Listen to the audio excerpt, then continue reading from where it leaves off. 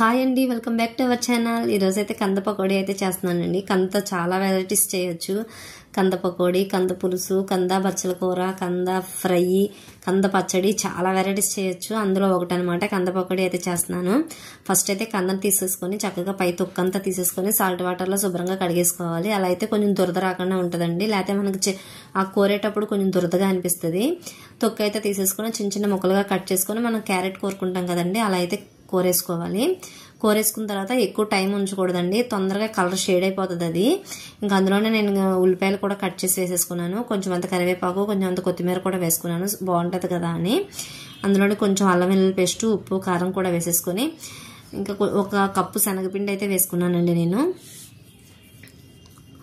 కొంచెం అంతేమో వరిపిండి వేసుకున్నానండి, క్రిస్పీగా ఉంటుంది కదా అని వేసుకున్నాను. అన్నీ వేసుకున్న తర్వాత ఒకసారి చక్కగా కలిపేసుకోవడమే.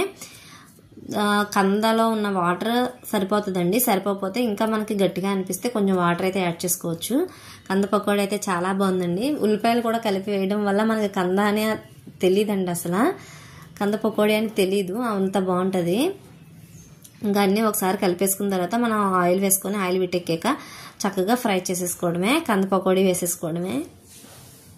చాలా బాగుందండి, క్రిస్పీగా కూడా వచ్చింది, చాలా టేస్ట్గా కూడా ఉంది. ఒకసారి మీరు కూడా ట్రై చేయండి. ఇంకా మా పిల్లలు కూడా ఇష్టంగా తిన్నారు. ఇంకా ఈ వీడియో వచ్చేసి ఇది. నా వీడియో నచ్చితే సబ్స్క్రైబ్ చేసుకోండి.